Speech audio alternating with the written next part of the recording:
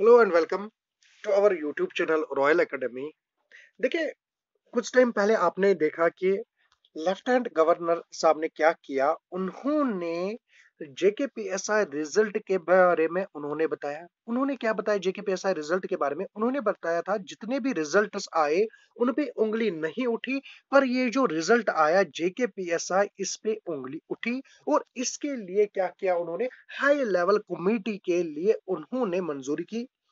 और जो higher authorities है, हायर ऑफिशियल्स है, जब वो कमेटी में बैठते हैं, किसी भी इंक्वायरी कमेटी में जब वो बैठते हैं तो वो पूरा चेक करते हैं। हमें डर था कि अगर ये पहले तो हमें ये चीज था पता, मतलब इस चीज का हमें पता था कि कमेटी बैठेगी, मगर इतने हायर ऑफिशियल्स की कमेटी, मतलब एक्सपेक्ट नहीं कर रहे थे इतने हायर ऑफिशियल्स की कमेटी बैठेगी। अब जो ये कमेटी है, not only they will check the JKPSI result, but they will check, वो कहां से चेक करेंगे, बराबर जहां से क्या है, पेपर को प्रिंट करवा के लाए थे, टिल कहां तक, एग्जाम सेंटर तक, वो क्या करेंगे, वो चेक करेंगे। हर कोई प्रोसेस वो चेक करेंगे, चाहे वो एप्लीकेशन फॉर्म के टाइम पे कोई प्रोसेस रही, चाहे वो रिजल्ट के टाइम पे प्रोसेस रही, एग्जाम के टाइम पे प्रोसेस रही, जहां पे भी प्रोसेस रही वो चेक करते हैं बाकायदा, फ्रॉम द डेट जहां से फॉर्म्स फिल किए हुए हैं। वो इवन ये भी चेक करते हैं जो स्टूडेंट सिलेक्ट हुआ, क्या उसका फॉर्म, एप्लीकेशन फॉर्म कहाँ है। एग्जाम की दूर की बात है, क्या उसने सिग्नेचर किया है, क्या उधर वो सिग्नेचर सेम ही है, क्या वो उधर अगर मार्क्स इतने कम है इधर क्यों ज्यादा है। ये जो कमेटी है ये बाकायदा क्या करेगी, एक एक चीज चेक करेगी और विद डिसीजन के साथ आएगी। डेफिनेटली, डेफिनेटली जब जेकेपीएसआई का रिजल्ट देखा जाएगा, कुछ चीजें तो है जिनके लिए ये जवाब देंगे, क्योंकि जब कमेटी बैठती है, कमेटी पहले कुछ क्वेश्चंस को उठाती है। सबसे पहला क्वेश्चन, अगर हम मान के चलेंगे कि जो डबलिंग हुई है, जो इवन इवन इवन ट्रिपल भी हुआ है, किसी के फैमिली से तीन भी आए, तीन स्टूडेंट्स आए हैं, तीन कैंडिडेट्स आए, वो चेक करेगी। Not only that, they will also check the what about in service candidates, what they will also check the FEA result. Don't think they will not check the results.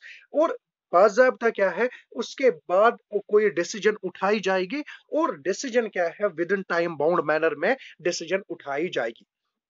अब इसके लिए हम क्या, सबसे पहले सारे स्टूडेंट्स क्या है, थैंक यू टू, क्या हम करते हैं, एलजी को थैंक यू हम कर रहे हैं, और also we will likely thank to the जो अब इंक्वायरी कमेटी की डिसीजन आएगी। नाउ द थिंग इज कि देखिए, अब इससे क्या इफेक्ट पड़ेगा।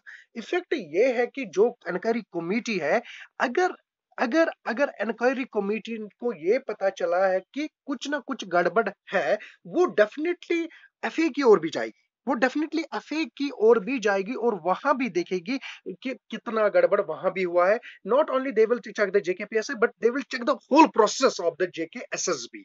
जब भी एलजी, ये कोई आम पर्सन नहीं है, ये कोई मीडिया प्रेशर नहीं आया, this is the higher authority. I can say the UT में से जो सबसे सबसे हाईएस्ट अथॉरिटी है, उन्हीं हाईएस्ट अथॉरिटी को ये केस रेफर किया गया। So they will check each and every thing, they will check regarding these posts. Firstly ये चीज।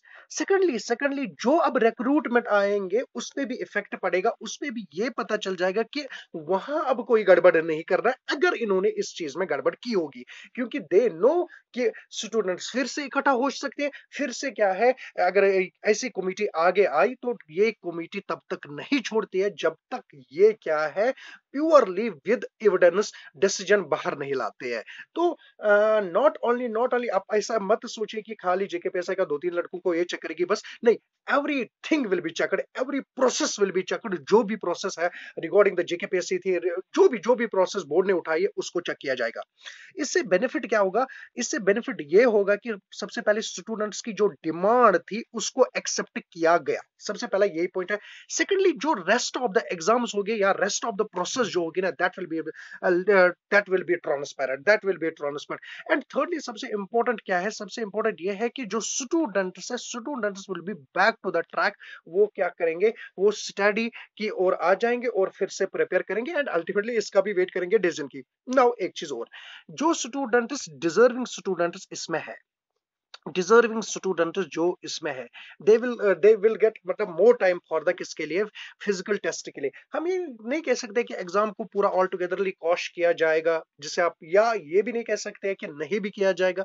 मतलब कोई डिसीजन हम नहीं, कोई भी आपको कोई डिसीजन नहीं बताएगा अनटिल एंड अनलेस जो इंक्वायरी कमेटी बाहर नहीं आएगी। क्योंकि जो इंक्वायरी कमेटी है ना, ये थोड़ा वक्त लेगा और ये प्रोसेस चेक करेंगे, ये डेट्स को भी, इवन ये they will check each and everything कि पिछले जो चेयरमैन है उनके अंडर क्या हुआ है, जो नए चेयरमैन साहब आए इनके अंडर क्या हुआ है, एग्जाम कब हुआ। देखिए एग्जाम तो एक चेयरमैन के अंडर हुआ, रिजल्ट दूसरे चेयरमैन के अंडर है। डेफिनेटली जो प्रोसेस है ना, दोनों की चेक की जाएगी। तो डेफिनेटली यहाँ पे वेट करना पड़ेगा, रिजल्ट को वेट करना पड़ेगा।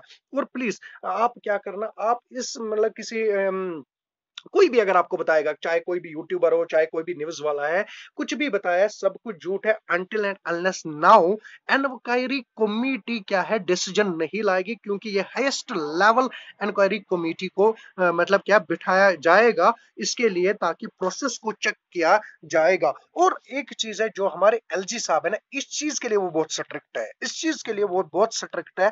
आपने देखा होगा जब से उन्होंने एज्यूम चार्ज किया, तब से जो भी प्रोसेस आपने देखी है, लिटिल बिट आप ये कह सकते हो प्रोसेस इज डिफरेंट। और हमें उम्मीद है कि अगर अगर किसी भी वे में कुछ भी गलत किसी भी एग्जाम के रिलेटेड हुआ होगा, डेफिनेटली उस पे क्या है, जो भी डिसीजन उठाई जाएगी in a very transparent manner उठाई जाएगी by the left hand governor. We all thank you left hand governor for this decision. Thank you. Okay bye.